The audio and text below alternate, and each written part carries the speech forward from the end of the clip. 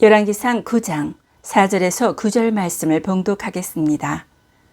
내가 만일 내 아비 다윗의 행한 같이 마음을 온전히 하고 바르게 하여 내 앞에서 행하며 내가 내게 명한 대로 온갖 것을 순종하여 나의 법도와 율례를 지키면 내가 내 아비 다윗에게 허하여 이르기를 이스라엘 위에 오를 사람이 내게서 끊어지지 아니하리라 한 대로 너희 이스라엘의 왕위를 영원히 견고하게 하려니와 만일 너희나 너희 자손이 아주 돌이켜 나를 좇지 아니하며 내가 너희 앞에 둔 나의 계명과 법도를 지키지 아니하고 가서 다른 신을 섬겨 그것을 숭배하면 내가 이스라엘을 나의 준 땅에서 끊어버릴 것이요 내 이름을 위하여 내가 거룩하게 구별한 이 전이라도 내 앞에서 던져버리리니 이스라엘은 모든 민족 가운데 속단거리와 이야기거리가 될 것이며 이 전이 높을지라도 무릇 그리로 지나가는 자가 놀라며 비웃어 가로되 여호와께서 무슨 까닭으로 이 땅과 이전에 이같이 행하셨는고 하면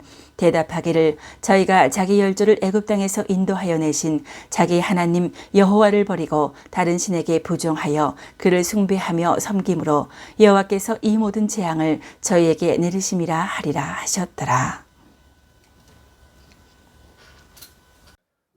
애통하는 자와 통곡하는 자, 이런 제목으로 말씀을 드리겠습니다.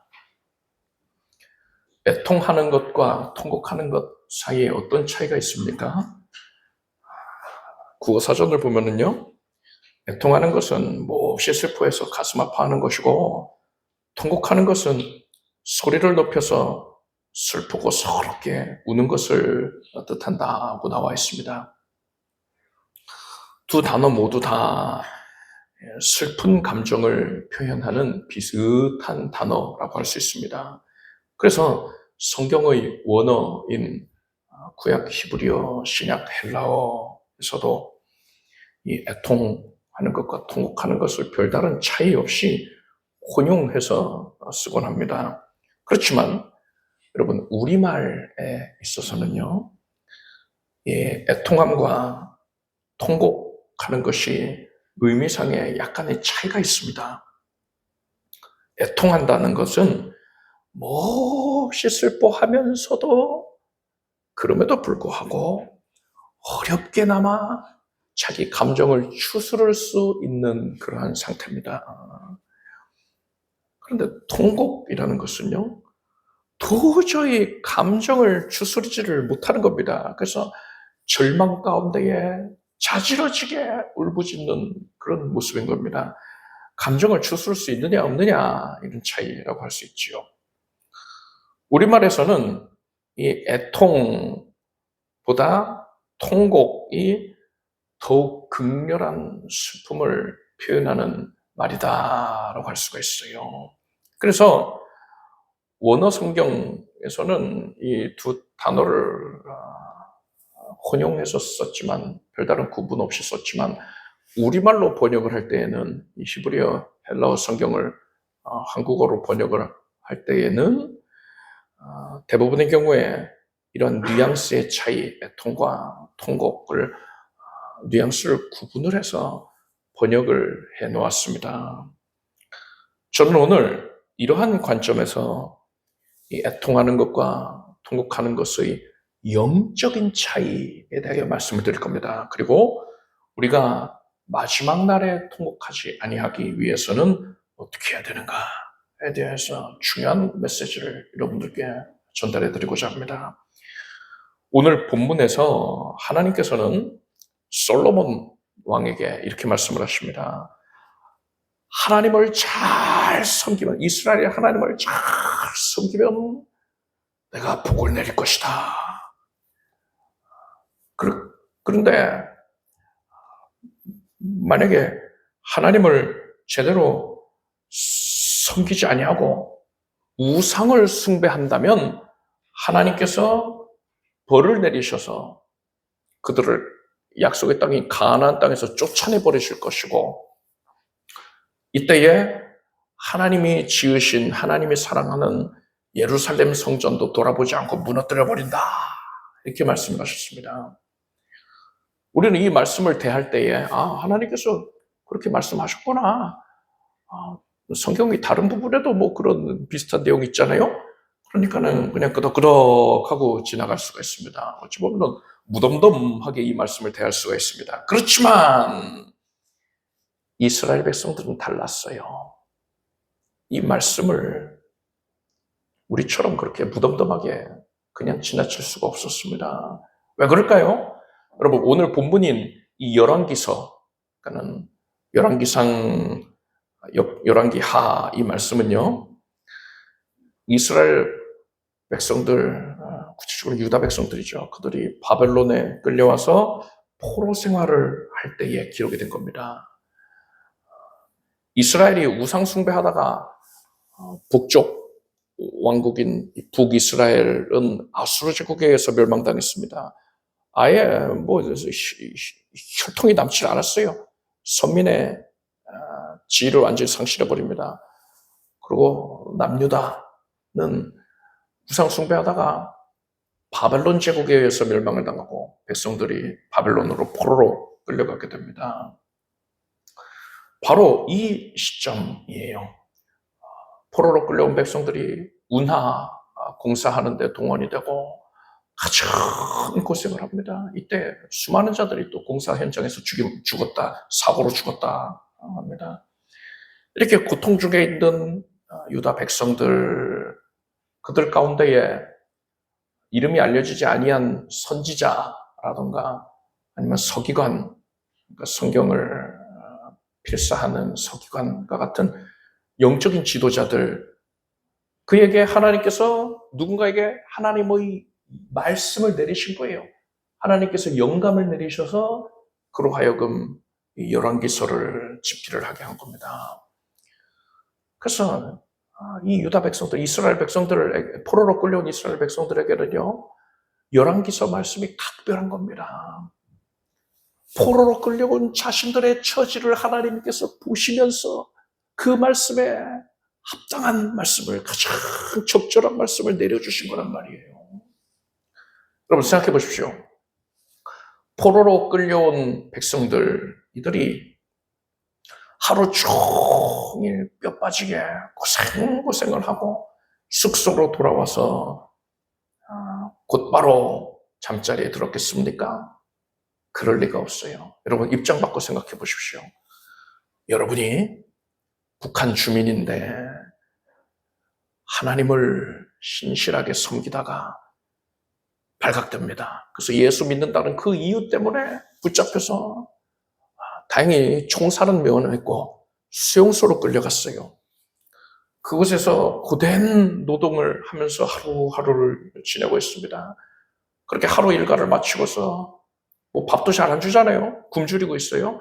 그렇게 배고프고 고통스러운 상황에서 이제 잠들어야 할 시간인데, 이때 여러분이 그래 자야 할 시간이니까 빨리 자야지, 그래야지 내일 일하지 하고서는 잠들겠습니까? 아니죠.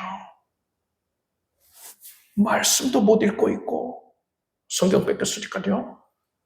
발각되면 큰일 나잖아요. 찬양도 제대로 부르지를 못하고 있으니까 얼마나 심령이 갈급하겠습니까? 그래서 그 수용소 내에 끌려온 자들 중에 만약에 목사가 있다면, 목사가 아니라 하더라도 교회에서 신실하게 하나님을 섬기던 이들이 있다면, 아니면 뭐 집사, 뭐 장로, 그런 직분자가 있다면은 여러분 그를 중심으로 해서 아름아름 모여서 비밀리에 예배드리지 않겠습니까? 그리고 기도하는 시간 가질 거란 말이에요. 그게 당연합니다. 제대로 예수 믿는 자가 그럴 수밖에 없어요. 당시에 바벨론의 포로로 끌려온 백성들도요, 영적 지도자들을 중심으로 해서 예배를 드렸습니다. 바벨론은 북한이랑 비교하면은 신사적이지요. 종교의 자유를 보장을 했으니까요. 물론 바벨론 병사들이 하나님을 섬기는 그런 행동을, 유대인들의 그런 모습을 보고 비아냥거리고 조롱하고 그런기는 했습니다. 그렇지만 여호와 하나님을 섬긴다는 이유로 핍박하지 않았단 말이에요. 바벨론의 신을 강제로 섬기게끔 그런 것도 아니란 말입니다. 그러니까 유다 백성들은, 끌려온 백성들은 얼마든지 예배를 드릴 수가 있었어요. 작업 일정에 지장만 초래하지 않는다면 하나님을 섬기는 데에 어려움이 없었던 겁니다. 그렇게 예배를 드릴 때에 이제 하나님 말씀을 낭독을 하겠지요. 당연히 모세오경, 율법서를 낭독을 할 것이고, 또 이들에게 있어서 정말 중요한 말씀이 뭡니까? 그들의 형편과 처지를 다 아시는 하나님께서 가장 적절한 말씀을 내려주셨거든요. 그게 열왕기서란 말입니다. 그래서 이들은 자신들에게 주신 하나님의 말씀, 열왕기서 말씀을 귀히 여기며 그 말씀을 또한 낭독을 했던 겁니다. 오늘 본문 이 내용의 말씀을 이들이 낭독을 할 때에 어떤 모습을 보였을까요? 예레미야 선지자는 유다가 멸망당하기 직전의 상황, 그런 시점에 왕성하게 활동을 한 선지자입니다. 예레미야가 앞으로 있을 일들에 대해서 이렇게 말합니다. 너희들이 우상숭배를 돌이키지 않으면 하나님이 반드시 멸망시키신다. 바벨론에 의하여서 멸망을 시키실 것이야. 그리고 그때에 온 이스라엘 백성들이 크게 통곡할 것이다. 이렇게 예언을 합니다. 예레미야 6장 26절을 보니까 딸 내 백성이 굵은 배를 두르고 재에서 굴며 독자를 이름같이 슬퍼하며 통곡할지어다. 멸망시킬 자가 호련히 우리에게 올 것임이라 했습니다. 통곡하게 된다는 거예요. 통곡한댔습니다. 따라서 여러분, 오늘 본문 말씀 이 열왕기서 내용 뭐였죠? 하나님을 잘 섬기면 지극히 복되게 하실 것이고, 하나님 섬기기를 꺼려하고 우상 숭배하면 가나안 땅에서 쫓아내버리겠다. 예루살렘 성전도 무너뜨려버리겠다. 이러셨잖아요. 이 말씀을 포로로 끌려온 백성들이 낭독할 때에 이런 반응을 보였을 것입니다. 맞아요. 하나님께서 우리가 하나님을 잘 섬기기만 하면 복을 내리고 우상 숭배하면 쫓아낼 것이라 하셨는데, 또 성전까지도 아끼지 아니하고 버리실 것이라 하였는데, 우리는 이 말씀 대할 때에 에이 설마 그런 일이 있겠어? 예루살렘 성전이 얼마나 귀한데, 하나님도 귀하게 여기실 게 뻔한데 이 성전을 봐서라도 우리를 지켜주시지 않겠느냐, 이렇게 생각했던 거예요. 그래서 설마라고 생각하면서 하나님의 말씀을, 그 경고의 말씀을 가볍게 여기고 우상을 섬겼으니, 그래서 하나님께서 말씀하신 그대로 우리를 징벌하셔서 우리를 쫓아내버리신 것이구나. 말씀이 이루어진 것이구나.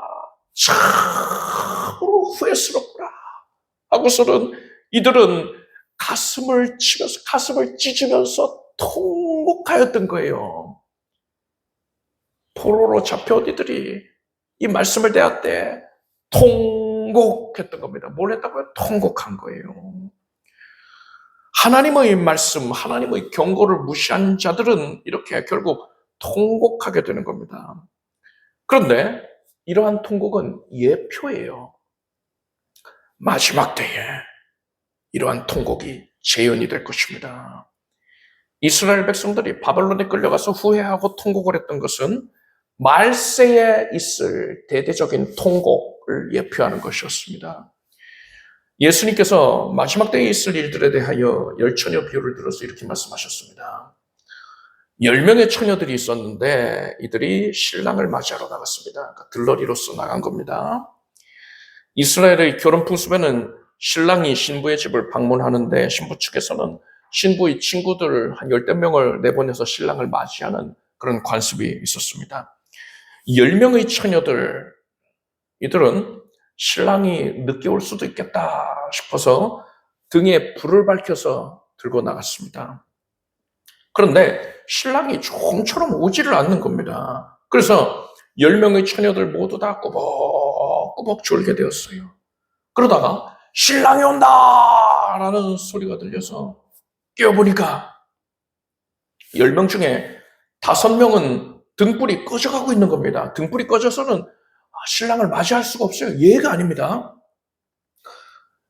이들은 기름을 준비하지 않아서 등불이 꺼져가는 관계로 신랑을 영접할 수가 없었습니다. 등불을 준비했던 나머지 5명만이 신랑을 영접해서 신부의 집으로 들어갈 수 있었습니다. 혼인 기간 중에는 신부의 집에 많은 재물이 모이기 때문에 도적대의 목표가 되었습니다. 그래서 신부의 집에서는요, 신랑이 들어오기만 하면 이 신부의 집을 단단히 걸어 잠깁니다. 누구도 열어주지 않았어요. 가까운 사람이라 해도 열지 않습니다. 왜냐? 도적들이 그를 협박해서 문을 열게 할 수 있었기 때문에 절대 무슨 일이 있어도 안 엽니다.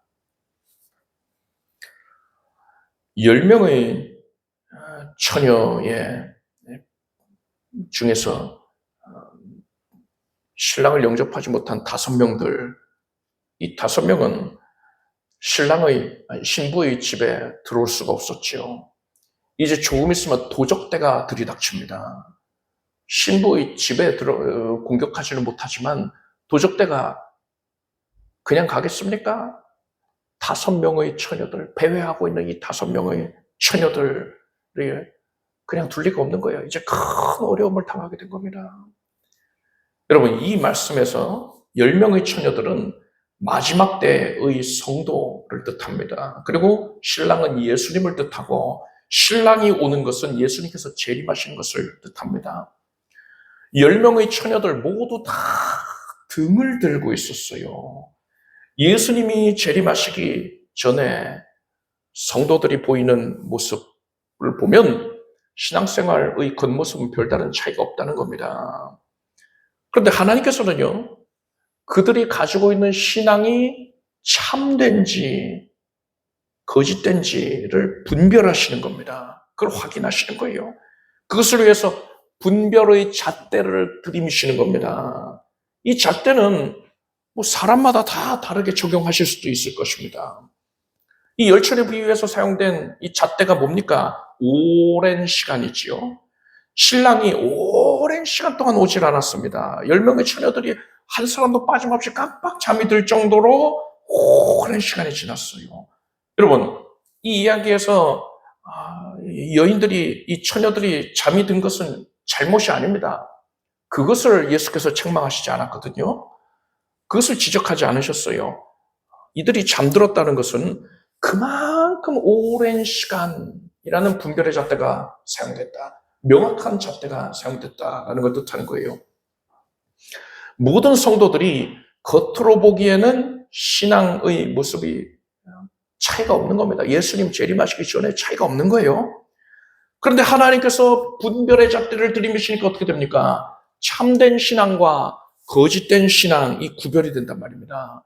기름을 준비해서 불이 활활 타오르고 있는 자들은 참된 신앙을 가진 자들이에요. 예수께서 죄사해 주신 은혜에 대한 진짜 믿음, 진정한 믿음을 가지고 있는 자들인 것이고, 등에 불이 꺼져버린 자들은요, 그저 취미생활, 교양생활로 교회를 다녔던 이들을 뜻하는 겁니다. 예수님께서 이 마지막 때에 이 세상에 7년간의 심판의 시기, 즉 7년 환란을 내리실 것인데 그 직전에 공중에 재림을 하실 것입니다.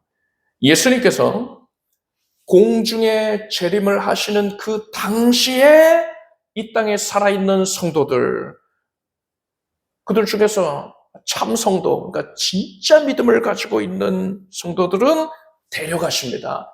환란을 겪지 아니하게 하십니다. 이것이 바로 휴거예요. 그리고 형식적으로 신앙생활을 했던 이들은 이 세상에 버려둠을 당하게 합니다. 그래서 7년 환란을 겪게 하시는 거예요. 마태복음 24장을 보니까 그때에 두 사람이 밭에 있음에 하나는 데려감을 당하고 하나는 버려둠을 당할 것이요. 두 여자가 매를 갈고 있으면 맷돌을 갈고 있음에 하나는 데려감을 당하고 하나는 버려둠을 당할 것이라. 이 말씀이 문자 그대로 성취가 되는 겁니다. 예수께서는 그때의 인자의 징조가 하늘에서 보이겠고 그때의 땅의 모든 족속들이 통곡하며 그들이 인자가 구름을 타고 능력과 큰 영광으로 오는 것을 보리라 하셨습니다. 버려둠을 당한 자들은 그때 어떤 반응 보일까요? 휴거 사건이 있은 후에 자기들이 버려둠을 당한 것을 안 후에 어떤 반응 보이겠습니까? 내가 주일에 교회 나가면은 목사님이 이제 곧 휴거가 있을 것이다. 예수님이 재림하시고 진실된 믿음을 가지고 있는 성도들만 데려가실 것이다. 이때 버려둠을 당하면 안 된다. 참 믿음을 가지라. 이렇게 목사님이 말하는 것을 듣고서 내가 코웃음을 쳤었던데, 아니 저게 지성인이 할 말이냐, 그런 일이 있겠느냐 하면서 비웃었었는데 그 말이 진짜로 이루어졌구나. 성경의 모든 내용이 다 이루어진 것이구나 하고서는 가슴을 치면서 통곡을 하게 된다는 거예요. 혼인집에 들어가지 못한 처녀들은 도적대의 습격을 받게 된다 하지 않았습니까? 휴거되지 못한 자들은 7년 환란을 통과해야만 되는 거예요. 큰 고통을 당해야 되는 거예요. 만일 그제서야 그 7년 환란 중에 그들이 예수님을 진실로 믿게 된다면 그럼 어떻게 되느냐? 적그리스도와 거짓 선지자로부터 모진 박해를 받게 됩니다. 지금 북한이 기독교인들을 핍박하는 거랑 비교가 안 될 만큼의 극렬한 핍박을 받게 돼요. 그래서 결국에는 순교를 당하게 됩니다. 목배임을 당하게 된다라고 했어요. 그렇지만 여러분, 이들에게는 어디까지나 희망이 있어요. 7년 환란 중에 순교를 당할지언정 적어도 순교 당해서 제대로 믿음 가져서 순교 당하면 구원 얻지 않습니까? 영혼의 구원을 얻을 수 있단 말이에요. 그런데 여러분, 이들보다 더 비참하게 통곡하는 자들이 있습니다. 이들은 구원의 기회가 열려있지만 구원의 기회가 완전히 차단이 되어서 통곡하는 자들이 있습니다. 최후의 심판 때 있을 일이에요. 모든 사람은 하나님의 공의로운 심판을 받게 됩니다. 계시록 말씀 보니까 또 내가 보니 죽은 자들이 물온대서 그 보좌 앞에 섰는데 책들이 펴있고 또 다른 책이 펴졌으니 곧 생명책이라 죽은 자들이 자기 행위를 따라 책들에 기록된 대로 심판을 받으니 라고 했습니다. 하나님의 심판 때에는 구원받은 자가 기록되어 있는 생명책이 있습니다. 그리고 죄인들이 저지른 죄가 기록이 되어 있는 책들인 행위록이 펼쳐져 있습니다. 그래서 책들이라고 하는 건 행위록이고 생명책에는 이제 구원받은 자가 기록이 되어 있는 것이죠. 하나님의 보좌 앞에 죄인들이 나옵니다. 그들에게 이 최후의 심판 때 하나님께서 너는 이 책을 보니까 이런 죄도 저질렀네? 저런 죄도 저질렀네? 어떻게 이런 일을 할 수 있냐? 하고 하나님이 꾸짖으실까요? 그러지 않습니다. 로마서 14장 11절을 보면은요, 내가 살았노니 모든 무릎이 내게 꿇을 것이요 모든 혀가 하나님께 자백하리라 했습니다. 하나님이 책 보고서는 꾸짖으시는 게 아니라 죄인들은요, 하나님 앞에서 자기 혀로 자기 죄를 고발을 한다는 것입니다. 이실직고를 한다는 거예요. 참고로 이때 이 시점에 모든 죄인들은요, 부활의 몸을 입고 있습니다. 성도만 부활하는 게 아니라 죄인들도 불신자들도 부활의 몸을 입습니다. 성도는 영화로운 몸을 입지만 이 불신자들은 죽지 않는 몸이에요. 심판을 위하여서 몸을 입는 겁니다. 이들이 자기 혀가 자기 스스로를 정죄하는 그 상황 가운데에서 큰 통곡을 하겠지요. 얼마나 놀라겠습니까? 어떻게 해서든 그거를 막으려고 할 거예요. 혀를 깨물려고 하는 자도 있을 것이고 자기 입을 찢어버리려고 하는 자도 있을 것이고 입을 틀어 막는 자도 있을 것이고 못 막아요.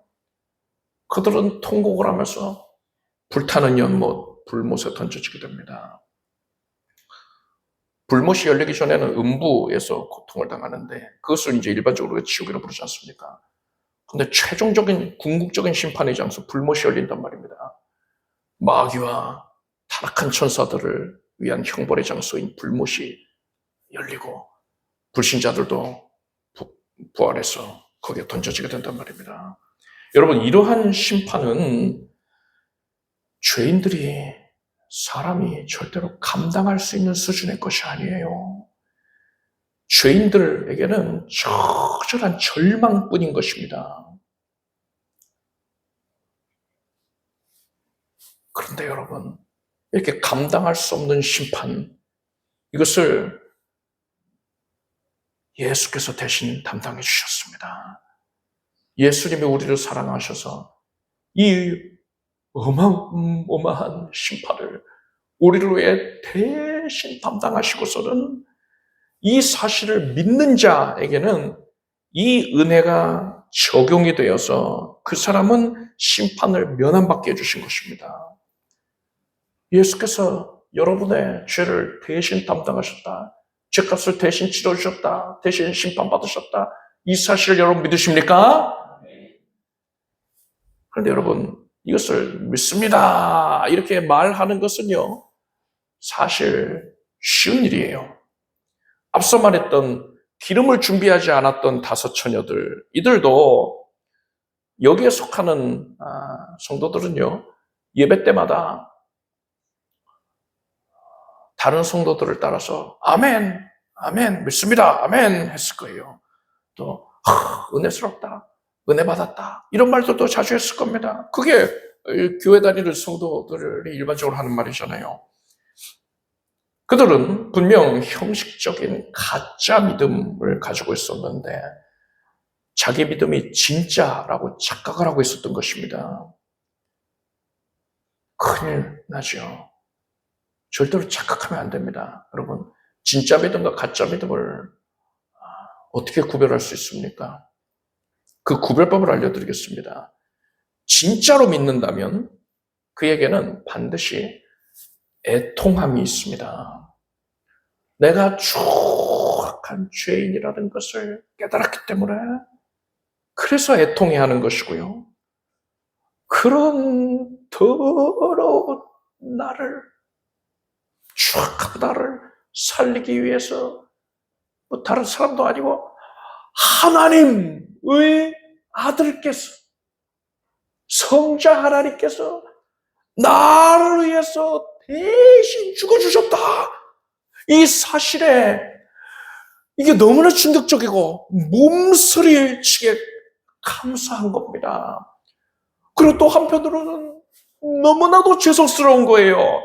그래서 애통하게 된단 말입니다. 예수께서는 마태복음 5장 4절에서 애통하는 자는 복이 있나니 저희가 위로를 받을 것이며 라고 하셨습니다. 여러분, 이렇게 애통하는 자가 진실로 예수 그리스도를 구세주로 영접한 사람인 것이고, 예수님께서는 그에게 위로를 주시겠다는 겁니다. 그에게 참된 안식을 주신다는 거예요. 여러분, 우리에게는 이러한 애통함이 있기를 바랍니다. 반드시 그래야 돼요.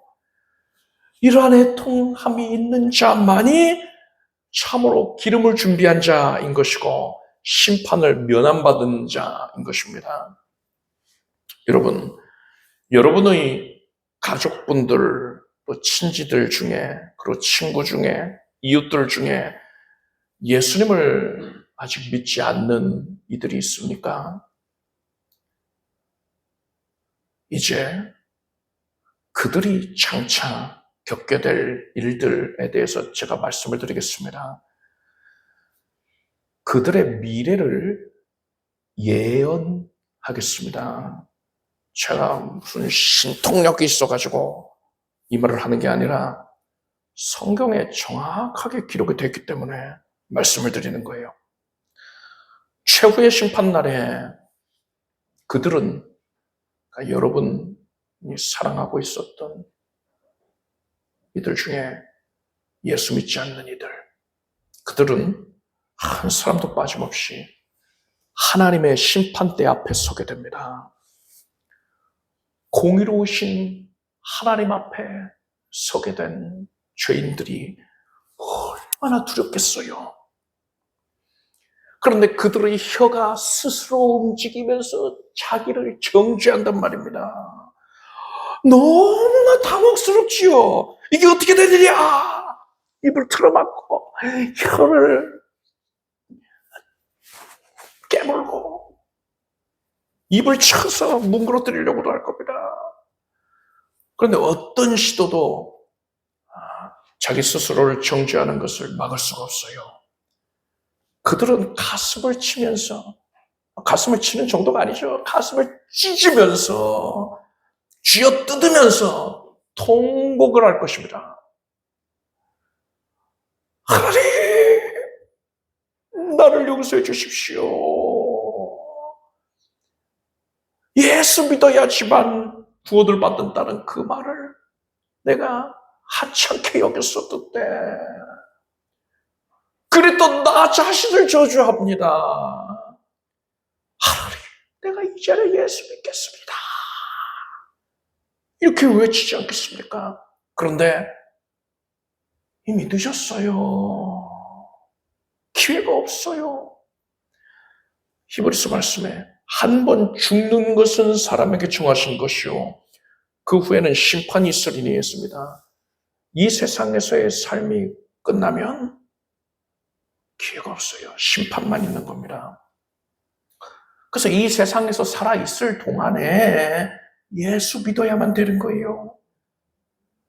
하나님께서는요, 사람의 구원 여부를 결정하는 기간을 그가 이 세상에 살아있는 동안으로 한정하셨습니다. 하나님이 그렇게 정하여 놓으셨어요. 이런 의미를 생각할 때에 사람이 이 세상에서 사는 동안은 이것은 그의 구원 여부를 결정하기 위한 기간이다. 이렇게도 볼 수가 있는 겁니다. 관문인 거예요. 구원 받을 것이냐, 구원 받지 못할 것이냐, 이것을 판별하기 위해서 이 세상에서 삶을 두신 겁니다. 그렇게 여러분이 사랑하던 자들, 그들의 통곡하는 소리가 하나님의 심판대 앞에 가득하게 될 겁니다. 그리고 그들은 결국 불못에 던져지게 되는 거예요. 그리고 여러분, 이어서 여러분의 미래를 예언해 드리겠습니다. 성경 말씀에 나와 있어요. 시편 37편 34절 보니까요. 악인이 끊어질 때에 네가 목도하리로다 했어요. 여러분은 여러분이 사랑하는 자들, 예수 믿지 않았던 그들이 통곡하는 그 모습을, 끊어지고 있는 그 모습을 똑똑히 지켜보게 될 겁니다. 나는 안 볼래. 안 돼요. 똑똑히 지켜보게 됩니다. 그리고 여러분, 그 통곡하는 자들은요, 여러분을 원망 가득한 눈빛으로 바라볼 거예요. 뭐라고 하겠습니까? 너는 교회 다녔잖아. 교회 잘 다녔으니까 내가 이렇게 될 것을 너는 이미 알고 있었던 건 아니냐. 나는 너의 아버지였는데, 너의 어머니였는데, 나는 너의 형제였는데, 나는 당신의 자녀였는데, 나는 그토록 너를 사랑했었는데, 너는 어떻게 이렇게 될 거라는 사실을 나한테 알려주지 않을 수가 있느냐.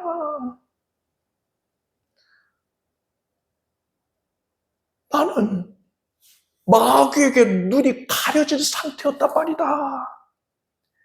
네가 나를 정말로 사랑했다면 내가 너에게 교회 가지 않겠다고 할 때에 너는 무슨 수를 써서라도 무슨 희생을 치르더라도 나를 교회로 끌고 가서 그 말씀 듣게 했어야 할 것 아니냐.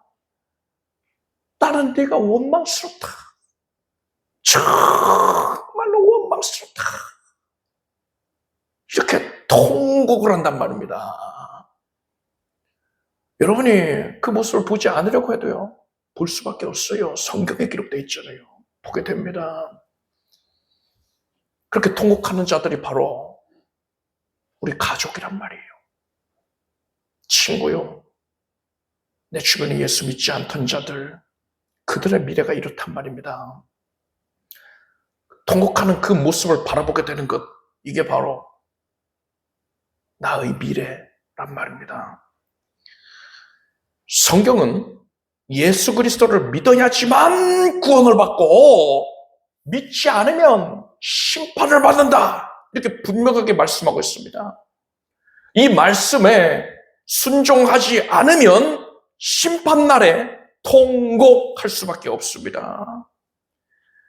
이토록 큰 고통이 기다리고 있다는 사실을 제가 여러분들께 왜 지금 알려드리는 겁니까?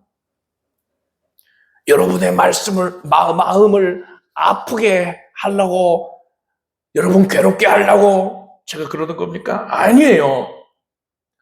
바로 지금이 장차 있을 그 미래를 바꿀 수 있는 유일한 시기이기 때문에 그럴 겁니다.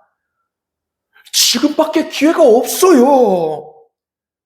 여러분이 사랑하는 그들이 장차 심판대에서 통곡하지 않게 하려면 지금 우리가 정신을 차려야 된단 말입니다.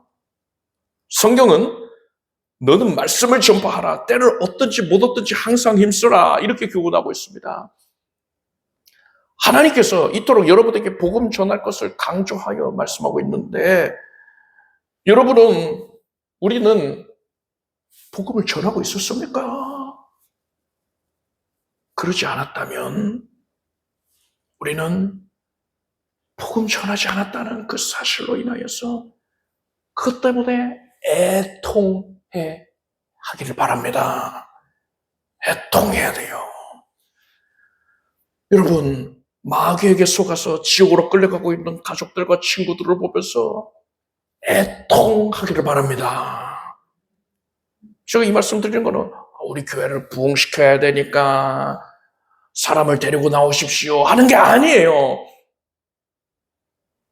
절대로 그런 목적이 아니에요.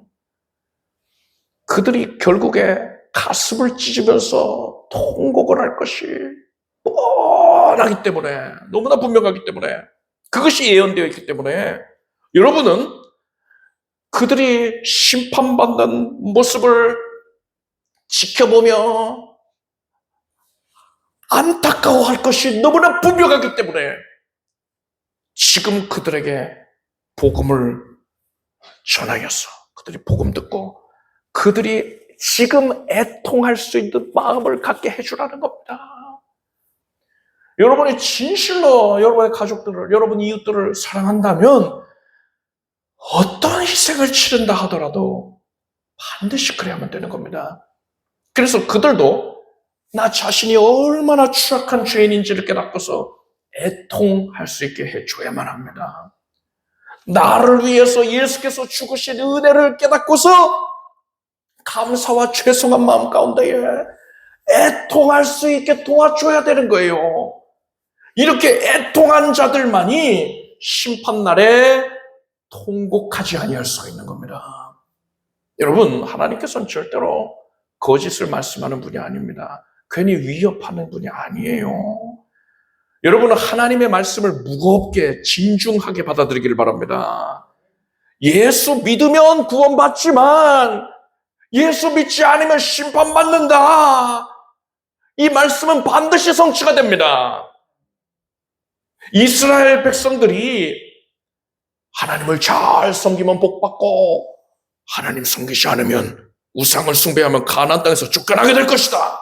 이 말씀을 너무나도 가볍게 여겼습니다. 그래서 우상 숭배하다가 바벨론에 끌려가서 통곡을 했단 말입니다. 이렇듯 하나님의 말씀을 없이 여기다가 통곡하게 되는 자들이 마지막 때에도 있을 거예요. 예수님이 재림하실 때에 형식적으로만 신앙생활 했던 자들이 휴거되지 못해서 통곡하게 될 것입니다. 그리고 최후의 심판날에는 예수님을 믿지 않는 모든 자들이 가슴을 찢으면서 통곡하게 될 것입니다. 이들은 모두 진정한 믿음을 갖지 못한 자들이었어요. 스스로는 내가 가진 믿음은 진짜 믿음이야 이렇게 착각을 했는지는 몰라도 그들이 가진 믿음은 가짜 믿음이었습니다. 여러분, 뭐가 진짜 믿음이라고 했습니까? 애통함이 있어야 되는 거예요. 내가 얼마나 추악한 죄인인지를 깨닫고 애통해야 되는 것이고, 이렇게 더러운 죄인을 살리기 위해서 하나님의 아들께서 대신 죽어주신 은혜를 생각할 때 너무나 감사하고 죄송스러워서 애통함이 있어야 되는 것입니다. 애통하는 자는 복이 있다 하지 않았습니까? 이 땅에서 진정으로 애통한 자만이 심판날에 통곡하지 아니할 수가 있는 것입니다. 여러분의 가족들 중에, 친지와 이웃들 중에, 친구 중에 예수 믿지 않는 자가 있습니까? 여러분, 지옥으로 끌려가고 있는 그들을 불쌍하게 여기고 지금 애통해하길 바랍니다. 지금 애통해야 돼요. 그들에게 내가 복음을 전하지 않았던 것, 더 강청하지 않았던 간절한 마음으로 그들을 이끌어오지 않았던 것을 애통히 여기길 바랍니다. 여러분과 여러분이 사랑하는 모든 이들이 이 땅에서 지금 애통해할 수 있기를 바랍니다. 그래서 심판날에는 통곡하지 아니하고 오히려 기쁘게 하나님을 찬양하게 되길 바랍니다. 기도하겠습니다. 하나님, 우리가 진리를 일깨워 주시니 감사드립니다. 마지막 순간에 우리가 통곡하지 아니하고 오히려 기뻐하는 자가 되게 하여 주시옵소서. 하나님의 구원의 역사를 찬양하며 즐거이 그 은혜를 노래하게 하소서. 그것을 위해서 이 땅에서 우리가 애통하게 하소서. 애통해하는 심령 주시옵고 그래서 복음 증거의 열심을 내게 하소서. 예수님의 이름으로 기도드립니다. 자리에서 일어나셔서 가슴에 손을 얹으시고 아픈 곳에 손을 꽂기도 하겠습니다. 하나님, 성령님께서 우리를 긍휼히 여겨주셔서 지금 능력으로 변화를 시켜주시니 감사드립니다. 우리의 심령 가운데 하나님이 원치 아니하실 것들을 다 제거해 주시옵소서. 마음속 깊이 자리 잡고 있었던 모든 우울감이, 부정적인 사고가 사라지게 하여 주시옵소서. 두려움이 사라지게 하소서. 근심 염려를 주께 맡겨버립니다. 이제 주님께서 담당하여 주셨으니 나의 모든 삶이 오직 주님께만 향하고 주님께 바쳐진 바가 되어서 주를 위하여 쓰임받게 하소서. 심령 깊숙한 곳에서부터 기쁨이 가득하게 될지어다. 하나님의 소유된 백성으로서 기뻐하여 즐거워할지어다.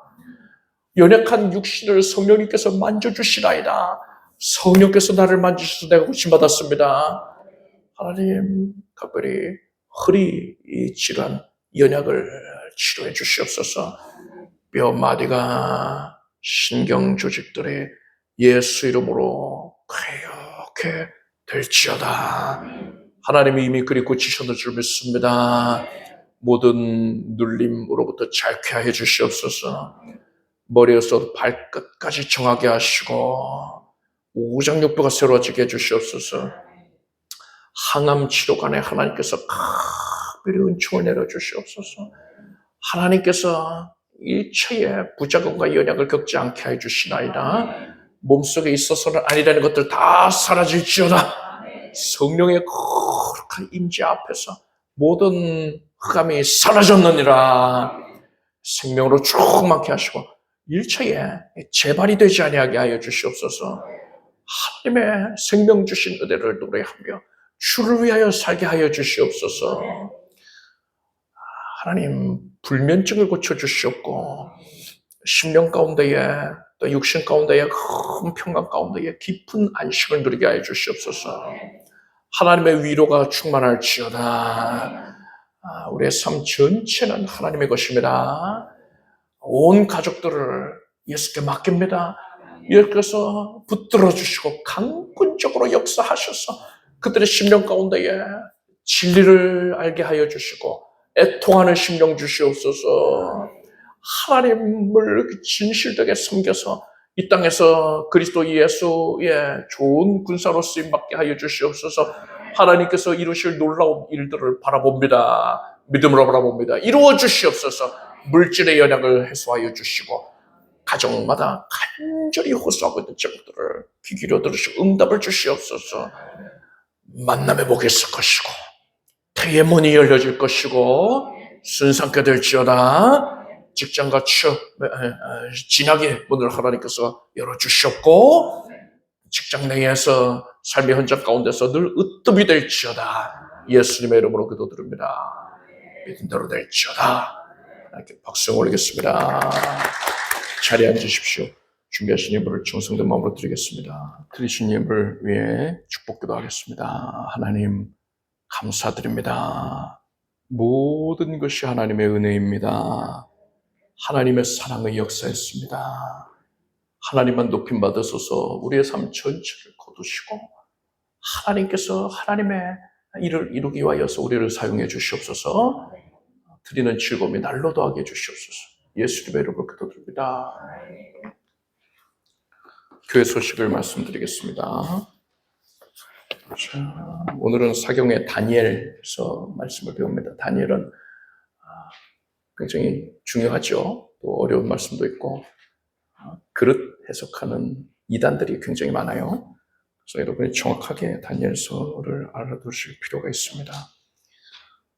주일 2부 예배, 그러니까 11시 예배 전에 예배 전 찬양이 있습니다. 오늘 이렇게 젊은 부부들이 헌신을 해주셨는데요.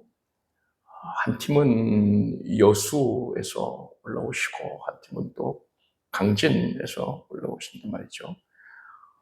굉장히 먼 거리를 이렇게 주일에 예배드리고 헌신하려고 찾고 있습니다. 그래서 여러분들께서 다른 거 없어요. 찬양 인도로 헌신하는 일꾼들을 격려할 수 있는 방법은 여러분들이 예배에 일찍 참여하시면 됩니다. 그것도 하나님을 향한 헌신이 됩니다. 주의 일꾼들이 힘을 내서 헌신할 수 있도록 우리가 애쓰는 것, 그것을 하나님이 크게 기뻐하신단 말입니다. 그 자체가 그 아름다운 헌신이 됩니다. 여러분들이 한 5분만 일찍 나와도 자리가 북적북적 되니까는 찬양인도 하는 일꾼들이 얼마나 힘을 얻을 수 있게, 큰 힘을 얻을 수 있단 말이죠. 그래서 45분부터 시작하니까요. 그때 여러분들 많이 또 참석하셔서 은혜 받으시기를 바랍니다. 또 구역장님들은 구역 예배 보고서에 예배 참석자 명단을 작성하시길 바랍니다. 제가 이 보고서를 보니까는 우리가 양식을 바꿨잖아요. 보고서와 더불어서 헌금 봉투를 함께 하고 있는데 딱 보니까 예배 참석하신 분들 명단이 주르륵 나와 있는 거예요. 그래서 와, 이렇게 많은 분들이 참석을 하셨구나. 감동을 받아서 보니까 결석자 명단. 아니, 왜 결석자 명단을 여기다가 해놔가지고, 그래서 아쉬웠는데요. 뭐 이미 구입했으니까는 써야지요, 이거. 결석자 명단 말고, 직접 그러시고 참석자 해가지고, 참석자를 쓰십시오. 누가 함께 했다. 그리고 그 외에 뭐 기록하라는 게 많은데 그거 다 쓰실 필요 없고 그냥 중요한 내용들 담임 목사가 알았으면 좋겠다 하는 내용 기록하시고 또 함께 기도한 내용들 기도해야 할 내용 저한테 또 알려주시면 여기 써서 알려주시면 좋겠고요. 남성 성도님들의 경우에 남성 구역 예배를 드리고 있는데 피치 못할 사정으로 또 함께 못하는 분들도 계시리라 생각합니다. 그럴 경우에 가정에서 구역 예배를 드리시길 바랍니다. 남성분들 모여서 예배하는 게 최우선적이고 남성분들은요. 근데 피치 못할 사정을 함께 못한다면 그 주에는 가정에서 예배를 드리세요. 보고서를 내시면 더 좋겠죠. 그래서 또 그 외에도 여러 가지 사정으로 구역 예배에 함께 못하는 성도님들도 계실 겁니다. 그럴 때에 구역예배 공과가 이미 배부가 되고 있으니까는 여러분들 각 가정에서 부부가 함께 예배를 드린다든가 자녀들 예배를 드리고 애들과 함께 예배했습니다. 이렇게 기록을 하시면 되는 겁니다. 그래서 나는 구역예배 안 드려도 돼 할 게 아니라 지금 예배 드리는 여러분, 이 자리에 계신 여러분 모두가 다 구역예배 드려야 하는 대상이고 그러한 교회의 거룩한 명령에 여러분 모두가 순종하시길 바랍니다. 그래서 나는 열외야 이렇게 생각하지 마세요. 나 혼자라도 예배할 수 있어요. 구역에 나 혼자가라도 교회의 거룩한 지체니까 내가 그곳에서 예배하라는 명예에 순종했다. 이런 기록을 남기시는 것이 좋겠습니다. 자, 오늘 암송 구절을 요한복음 14장 20절을 함께 읽겠습니다. 그날에는 내가 아버지 안에 너희가 내 안에 내가 너희 안에 있는 것을 너희가 알리라. 우리 주 예수 그리스도의 은혜와 하나님 아버지의 사랑과 성령님의 교통하심에 애통한 심령으로 주님을 섬기는 주의 자녀들을 위해 영원토록 함께 없시기를 축원합니다.